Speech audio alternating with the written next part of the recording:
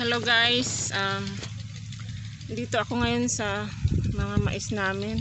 So itong mais guys ay malapit nang mag 2 weeks yata to.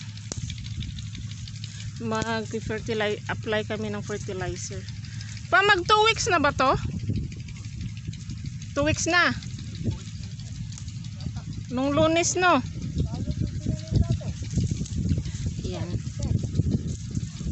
Yan, tinanong ko kung eksakto bang 2 weeks na. 2 weeks na no, mahigit.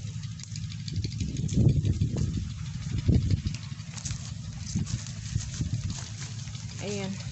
So, ngayong season na to, ibang ano to guys, ibang dinhi to, Pioneer yung gamit namin ngayon. Yan, Pioneer. Maganda siya na mais dahil ano siya yung Roundup ready. Yan. So maggana-gana kami or fertilizer ngayon. Ang gamit naming fertilizer ay Harvester. Yun. Mahal yung ano ngayon, yung fertilizer, tag-2 yung isang sako. Yun. So ilagay ko dyan sa screen yung itsura nung